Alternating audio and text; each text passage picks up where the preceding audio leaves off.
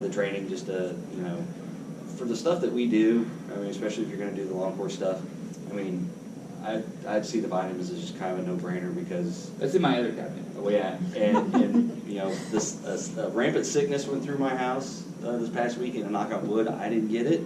I'm not going to say that I'm some superhuman immune person to the stomach flu, but I like to think that there's a little bit of thought behind having a strong immune system, especially when you're really getting into your strong, intense training.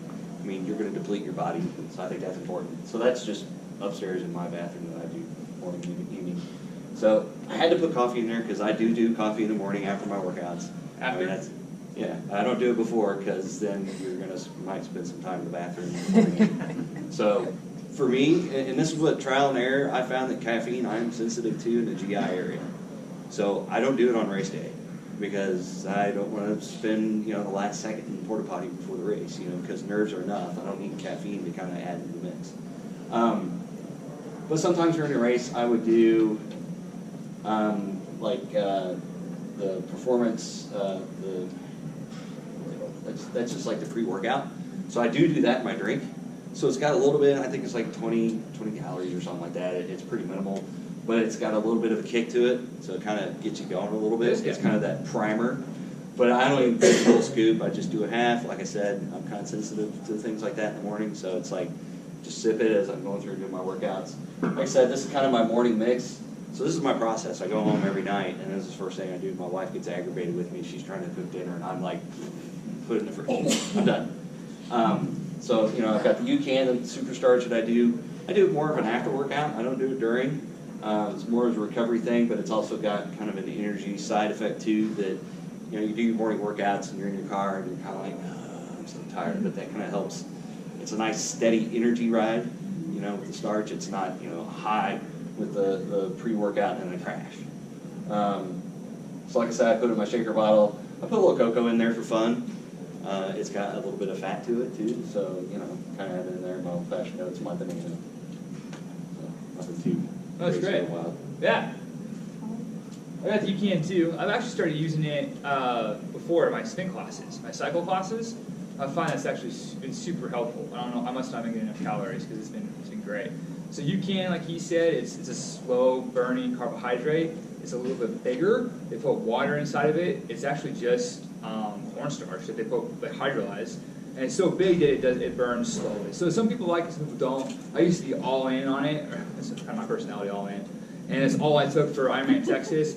I've kind of gone away from that, so I still use it. I just don't use it exclusively. I use it for very specific purposes. Okay, so I have probiotic. I think those are critical. Helps you digest your food, right? So I want to digest my food, keep my bacteria flora up. I also have curcumin in here. I started using that. It's like turmeric. It's actually the potent part of turmeric, and it helps you recover. I've found really good success with that. Curcumin. C-U-R-C-U-M-I-N. It's off of turmeric, and it's a kind of like what do you call it? Yeah, anti-inflammatory. I just can't think of the word. Adaptogen. It's kind of like adaptogen, so it'll help with that. Hey, Carol. Hey, what's up? Oh, we're just hanging out. And then vitamin D. I have to take tons of vitamin D in the winter. Otherwise, I get really, really moody. So I take 2 of those, one in the morning, one at night. And then there's my amino acids. Guys, I started taking this stuff, Optogen. I just saw it online. I decided, what the heck, I'll try it. I love it. I don't know if it really works, but it's supposed to increase VO2. It's supposed to increase your lactate threshold. There's all kinds of weird stuff in it. I'm not saying that it's for you. I hope I don't test positive for anything. We're going to need a full toxicology. I know, right? Yeah. So maybe don't do that. Okay, then L-glutamine. That's one of the amino acids that helps you with recovery. It also helps with digestion as well. So take that. There's a little Kirk's bar maca. That also helps with recovery, so I'll put that in my smoothies a lot. I really like vegan protein. I just don't do dairy hardly at all anymore. I just have found big issues with that and gluten, so I kind of try to stay away from those. So that's what's in my wallet and Ryan's wallet. What about you guys? Just name some stuff that you do real quick. Juice Plus. Juice Plus. You use Juice Plus too? Me too. Tailwind. Tailwind. That's what's in your wallet. It's like a big cabinet of Tailwind. Whopper, Tailwind. What else? Homemade granola with Greek yogurt Yeah. and berries. Yeah, we make homemade granola all the time. We love it. Yeah. But we Trisha. You can't spend the best one. You can? Yeah. Beet juice. Beet juice? Yeah. Yeah. Prior to drink anything. Yeah. Triathlon. Yeah. Beet juice is great. So beets in general and beet juice, they're supposed to increase again. It's kind of like doing what would you call it? Altitude training.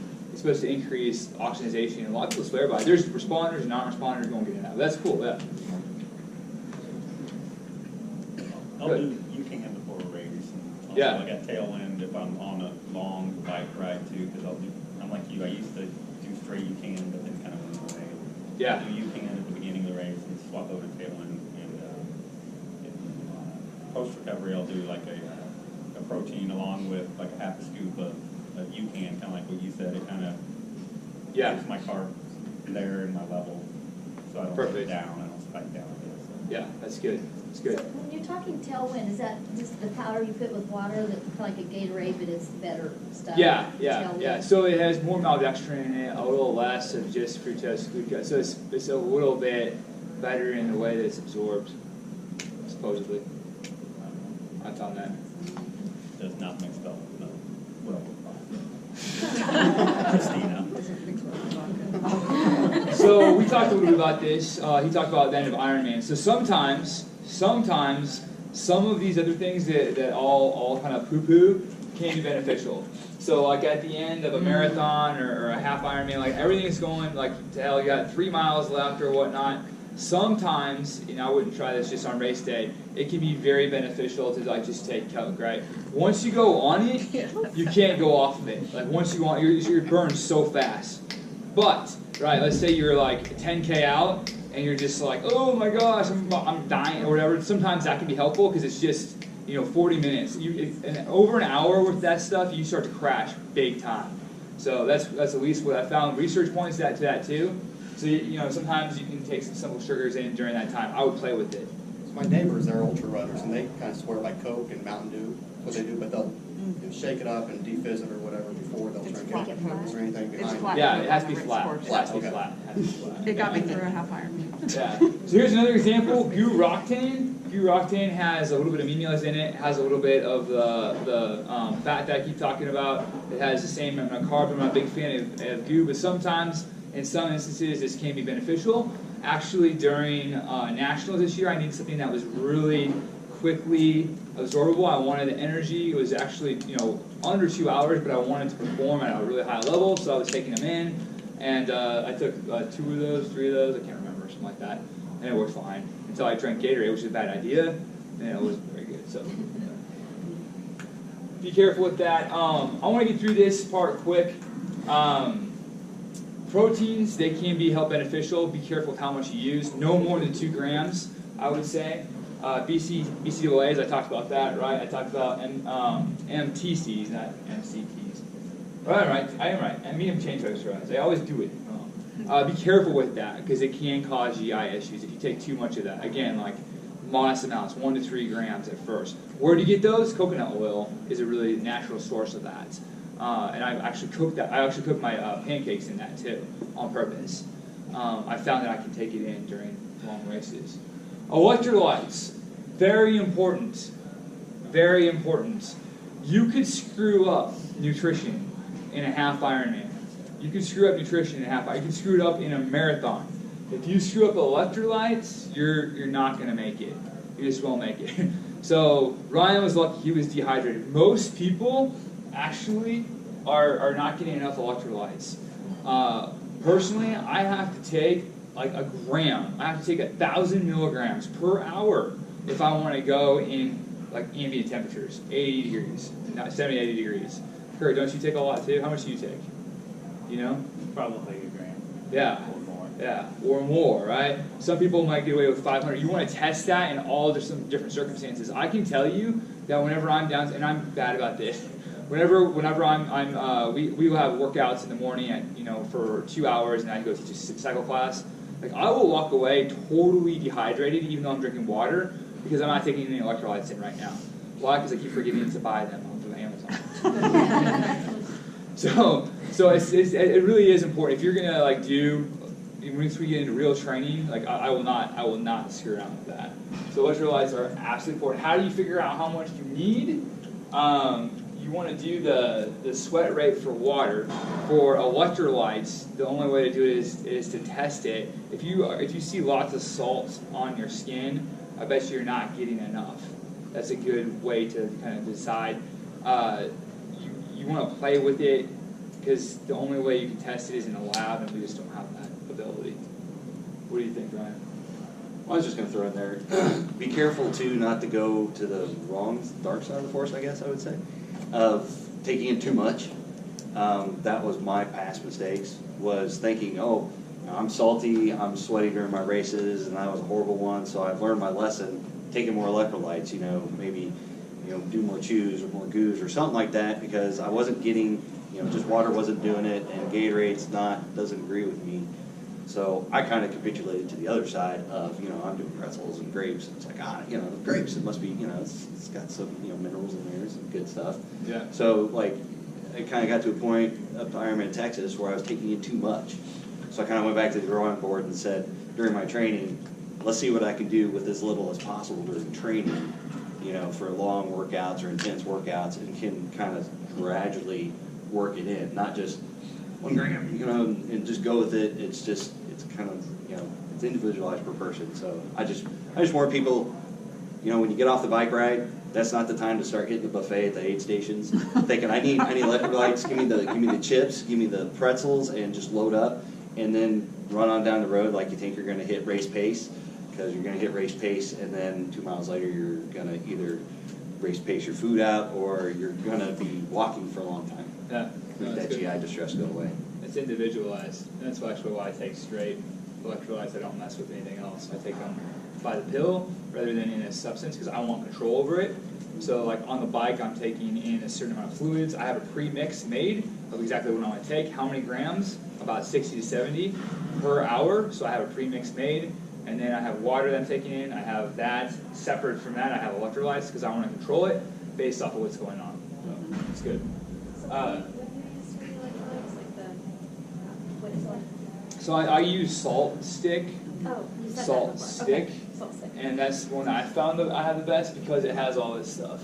It has sodium, chloride, magnesium, potassium, calcium. We still have all that stuff down. They're all necessary. It's not just sodium. We always talk about salt, but it's not just sodium. Well, they have the Salt Stick Plus, but adds, is it caffeine? Is there anything else it adds? Have you Just tried caffeine. Salt Stick Plus has caffeine. that? Do you recommend that versus the regular Salt Stick, or? So, caffeine, you ain't drinking enough.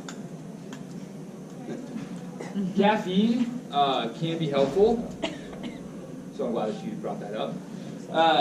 I would do no more than 500 milligrams over the course of the race. Ryan says you can't take any. I take the maximum amount. I do have GI distress with it, but I'll take it, and I know it's going to happen. If I take it in the middle of a race, I don't have as many problems. If I drink coffee in the morning, which I do now most mornings, I'll just go to the bathroom and that's over. You know what I mean? So for me, I just get it done with. But caffeine, it does have an ergogenic effect. It does increase your ability to perform. It can be good. It also increases heart rate, and it can make you feel jittery. So you have to play with it. They say the best way to do it is to know, of course, what you're doing before race day, and then you build up a tolerance over time. So you want to get off of it and then put yourself back on it. Don't do that on a race. Try it in a training situation first, because you're going to have those same jitters. So sometimes I'll take CoQ10. I want to skip over that for right now. Okay, post-workout, and then I'm going to hand this over to Ryan. Post-workout is important too. So we talked about pre, right? We talked about pre. So 2 to 4 hours race, maybe 30 minutes. Take something that's good for you. We talked about during, 30 to 60 grams. Maybe play with that. Some people need less. Some people need more of carbohydrate per hour. Maybe a little BCAA, right? Maybe a little bit of fat. Definitely electrolytes. Okay, so then afterwards, and this is where I see so many people fall apart, especially when you're training for half marathon, full marathon, anything else like that. Even like track athletes, I see most people fall apart here. Why? because they either don't take anything at all or they take in too much.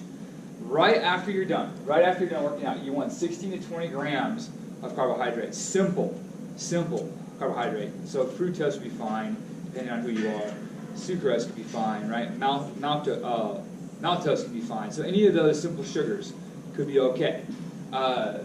They found different things have different viability. Don't worry about it. Just take something in. And then 5 grams of protein, easily digestible within 30 minutes. I always take BCAA, and sometimes I'll take the UCAN too. Usually I have a Lar bar because it has dates. Dates are sugar, and it has natural, I think, sugar in it too. So I'll eat that. Sometimes I'll do like a small little fruit smoothie with a little bit of protein in it. Sometimes I might eat half of a Kurt bar. I mean, I literally, whatever I have on that day, sometimes if I'm like desperate, I'll have a piece of fruit and BCAAs. If I don't have that, well, I'll just have the piece of fruit. So the point is, within 30 minutes, you have to do this. If you don't do this and you're doing 2 days, you're not going to be successful. If you don't do this and you go 2 hours one day hard, 2 hours next day hard, your next day is going to be awful. You can even look back and track it. I've seen it happen time and time again. Have you guys found that too? So you have to be able to take it. This is I cannot stress this enough. This is where most people fail. Okay, you want that?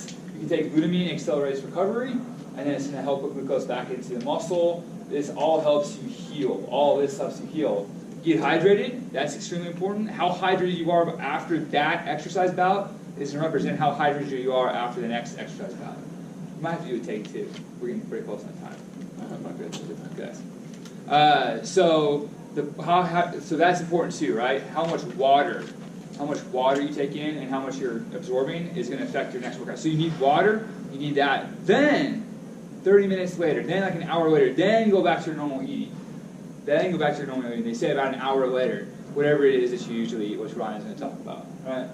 So the idea is replenish your water and don't drink too much. So does that make sense? Okay. Is this you? Yep. Okay.